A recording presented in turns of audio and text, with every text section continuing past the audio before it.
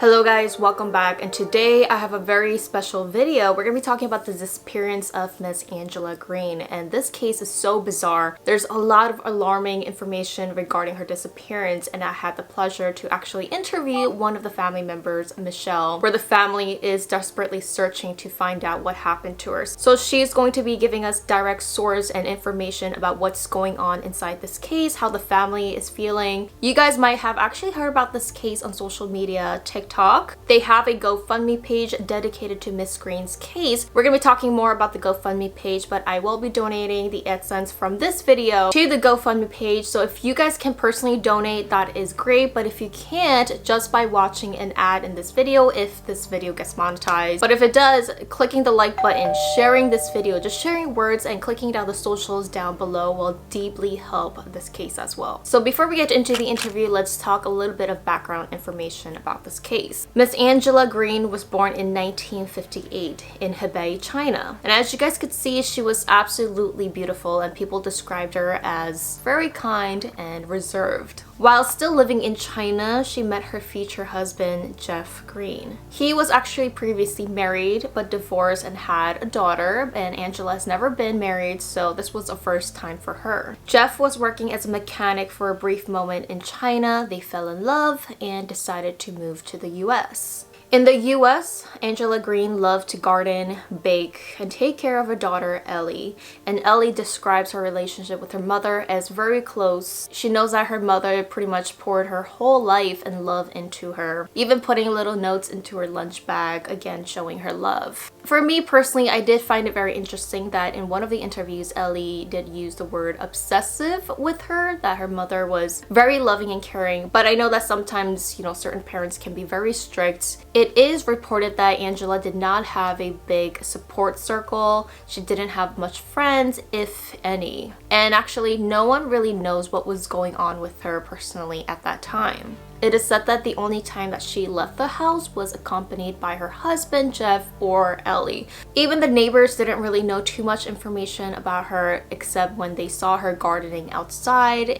Angela did speak English pretty well, but she didn't have a bank account. She had no credit card, debit card, but she did have a cell phone. She did have a driver's license, but again, she didn't go out if it wasn't accompanied by her family. I did ask Michelle why she thinks that Angela did not have any bank accounts or drive herself, and according to her, she believes that Jeff might have manipulated her into not having her own bank account or to drive and made her feel paranoid, such as the government will have your information records, there's a lot of accidents if you drive alone, and kind of really, I don't know how to describe it, like very strict. Now, the mysterious part is the relationship between Jeff and Angela. There was one time when Angela was talking to her sister who lived in New York over the phone. And on the phone, Angela said that she wanted to strictly speak English over the phone, although they were probably more native in Chinese. And Angela's family now believes that this could be because Jeff was in the background listening to all the conversation.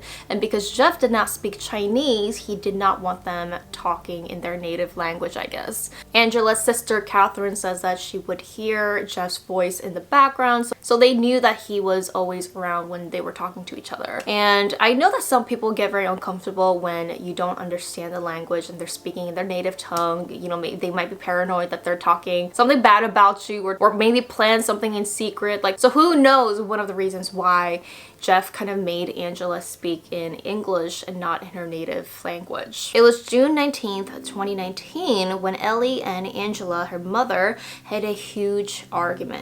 By this time, Ellie was a sophomore in university. According to Ellie, the argument was about how her mother believed she should be focusing on her studies more. Guess she felt that maybe she was going out too much and that Ellie was being too independent. Ellie thought that her mother was having a hard time not having her around as much, as now she was an adult, and it felt like to Miss Angela, her daughter was her whole world. So once her daughter became an adult, maybe she had a hard time adjusting. This is when Ellie went to her boyfriend's house to stay, and she thought that obviously she was gonna get a call back from her parents within a couple hours or maybe a day later, just like how family arguments happen. And you come back home and you forget about it. That's kind of how family arguments go out. But she did not know that this would be one of the last times she would talk to her mother or even see her again. On June 21st, Ellie got a text from her father saying that he was at his brother and sister-in-law's house talking about Angela, her mother. Ellie did not go over to their house, and she does wonder if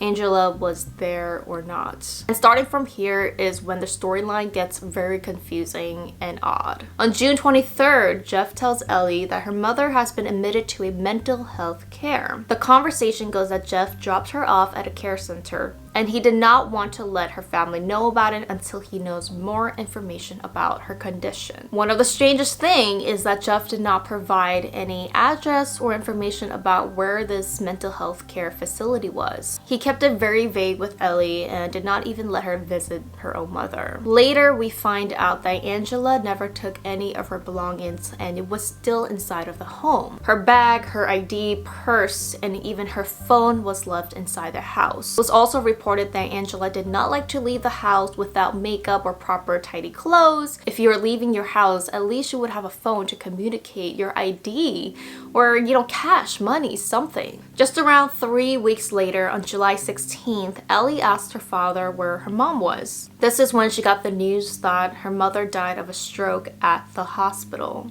He claims that he got a call from an unknown person while he was very busy at work, just someone letting him know that his wife just died. There was no mention of who this person was, what hospital, what number to call back. It is really odd in these recordings with Ellie and her father. Her father just says, "It was a really busy time at work and I just never asked who this person was." I don't know about y'all, but if any of my parents or my husband died, it shouldn't matter how busy I am at work. That should not be the point to the story. On top of that, he claims that Angela was cremated without any discussion with her family. Shortly after, Ellie wanted to see her mother's ashes, and Jeff told her that he had to purchase an urn for her and that the ashes would be delivered by the funeral home. Again, no name of which funeral home it was. Another odd detail is that Jeff told Ellie that there was a man that just showed up at his house one day randomly asking for $1,500 in cash to give him Angela's remains. Ellie claims that her father was very tight with money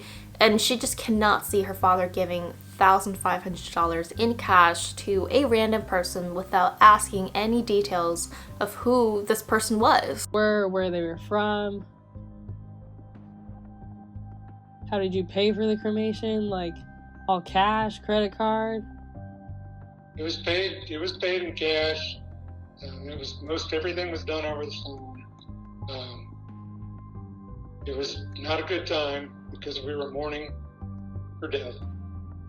September 2019, her father asked Ellie to forge her mother's name on the life insurance papers because they have a similar handwriting. According to the interviews, Ellie, I believe, says she knew that something was wrong, but it didn't alert her as much because it was her father. And she thought that her father was grieving the loss of his wife, so she didn't really say anything much until later. Everybody grieves in a different way, so to give them some space and not to ask much questions in the beginning is totally understandable. It's your family member, it's your father. You don't want to be asking too much questions and to be brought up to this painful memory to someone. On November 18th, Jeff tells one of his family members that Angela passed away at their home of a heart attack. A total different story than what he has been telling his daughter. Finally, in December, she tells her cousin and her relatives about what happened to Angela. Of course, Angela's family immediately knew that something is very fishy here. Something is not clicking. Michelle asks Ellie about the death certificate and Jeff never provides that. And soon the family realizes that there is no death certificate. There was also no cremation certificate. And they say that you need a death certificate in order to have the body cremated in the first place. So there was none of that. Finally, on February 15th, 2020, they contacted the Kansas Police Department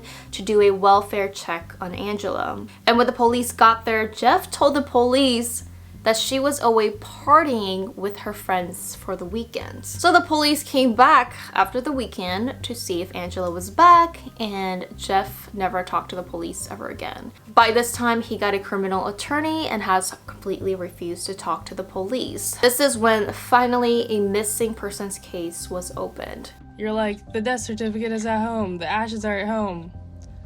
None of it's at home. You know that. But you lied to me. I'm not lying to you. I don't have a story that's complete. Straight. You don't have a So I story don't that's know. straight. That's full of gaping holes.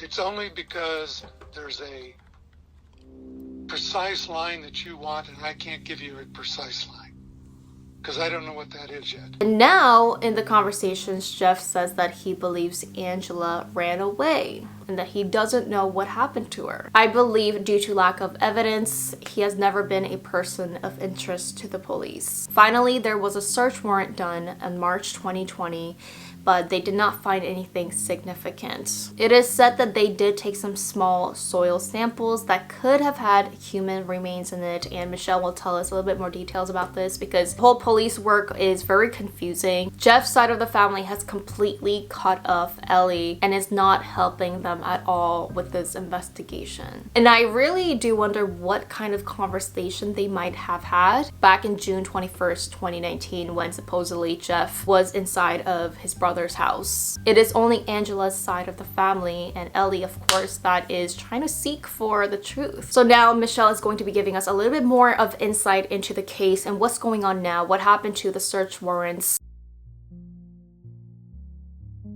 I guess one thing that I'd like to highlight is that we recently, you might have seen on TikTok, we set up a Gofundme. Our goal is to hire additional private investigators and lawyers to be able to file a unlawful death suit against Jeff. So it hasn't gotten much traction yet, but I'd appreciate it if you could put the link up if possible, or let your followers know about it. Can you explain how that would help or kind of change the situation now? The private investigators, our ultimate goal would be able to try to figure out what happened to my aunt and possibly her remains. My family doesn't believe that she's still longer alive. I think that the first step is to trace exactly what the Prairie Village Police Department did and try to figure out what they missed possibly, or where they overlooked. And that's something that we intentionally hired private investigators, or are thinking about hiring private investigators who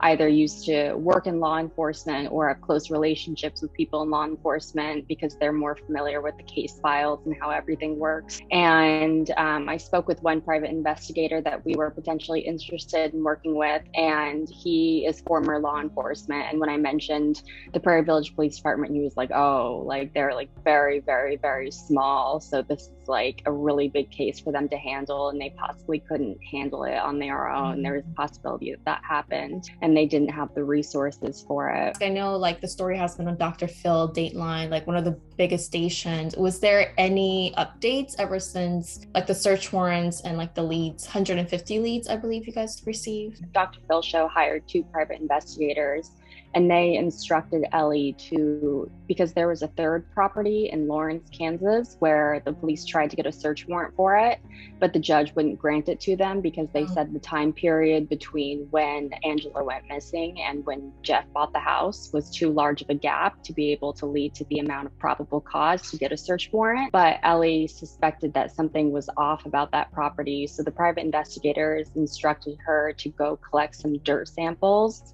Because Angela loved to garden, and for some reason Jeff moved these hostas that she had planted at the old house into the new house, and she always thought that was really strange.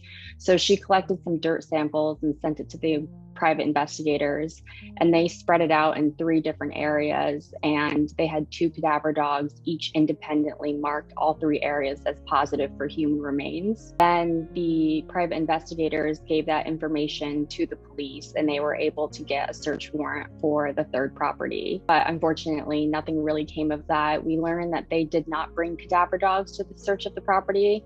I was talking to the private investigator.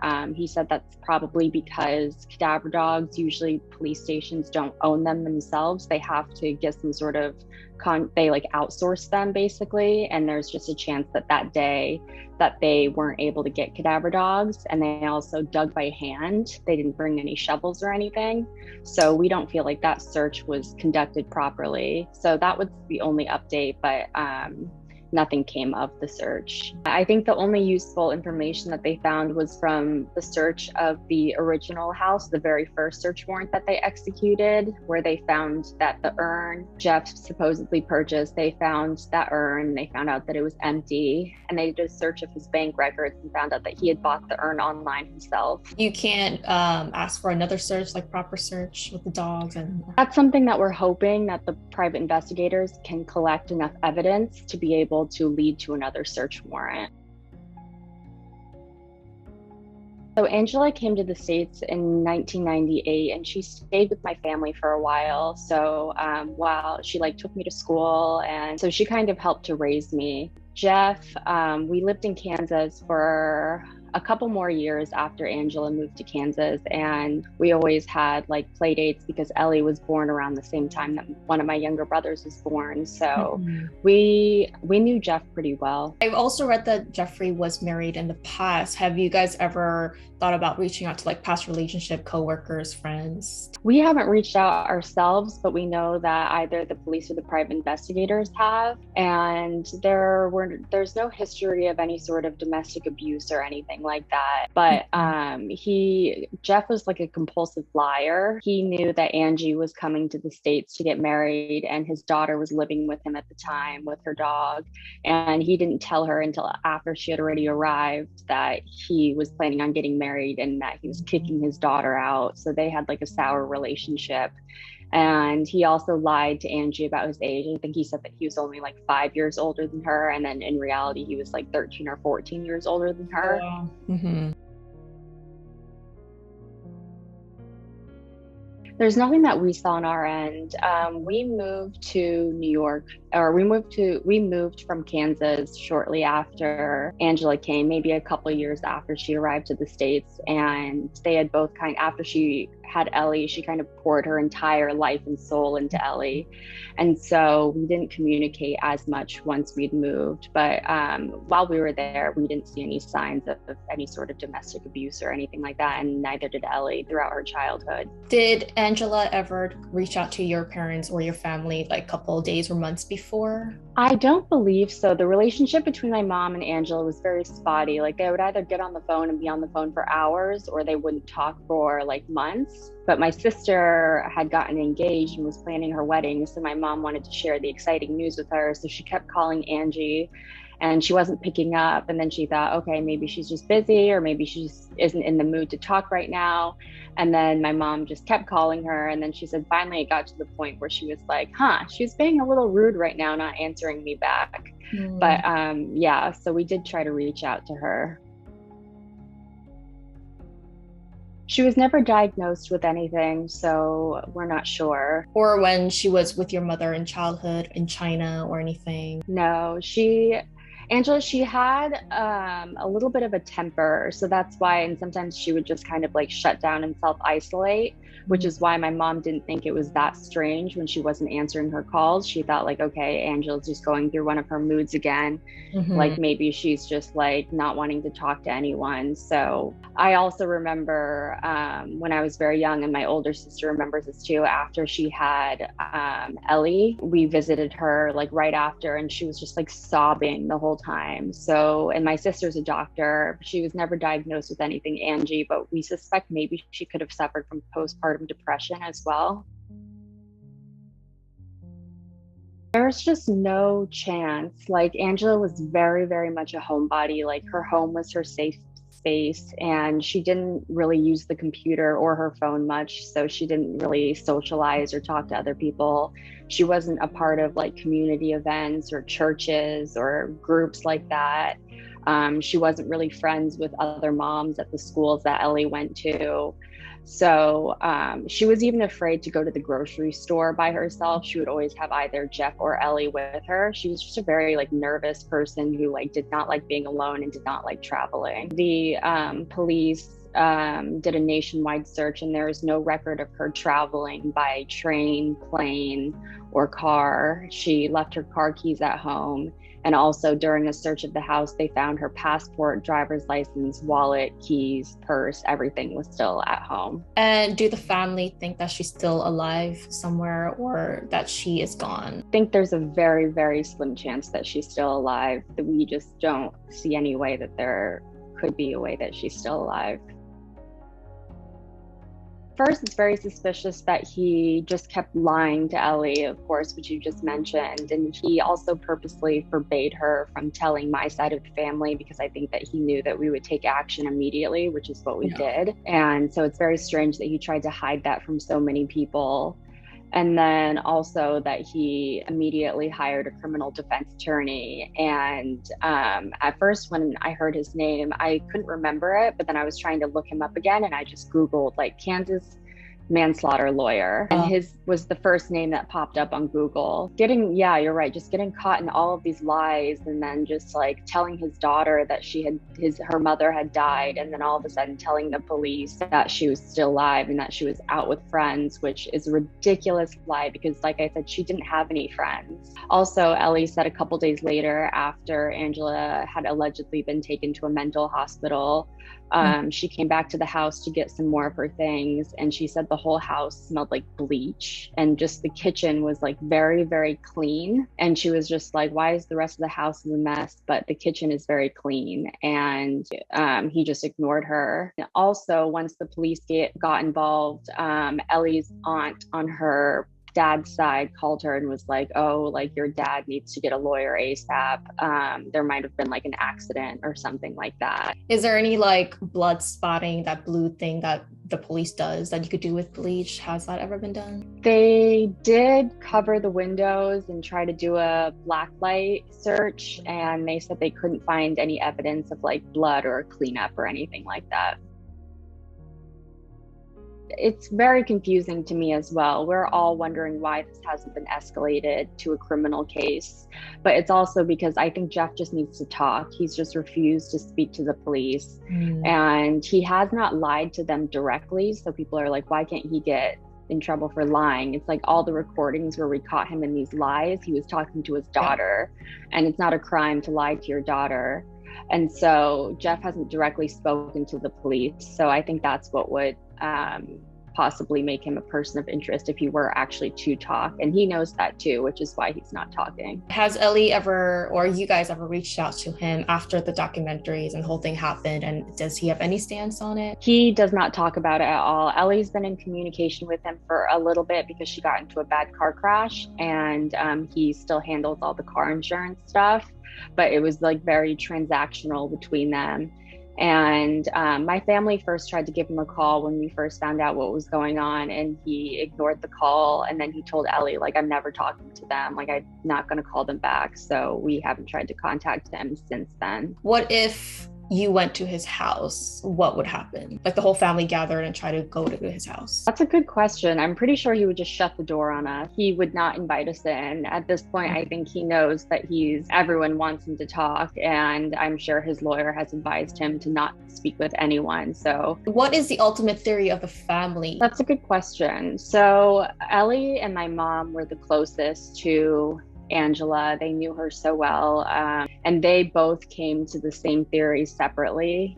So Angela and Ellie had gotten into just like this little mother-daughter fight. Like Ellie had just gotten back from studying abroad in Italy, and I think her mom thought that she was really going to buckle down, take summer classes, start studying, but instead Ellie got a boyfriend, was hanging out with her friends.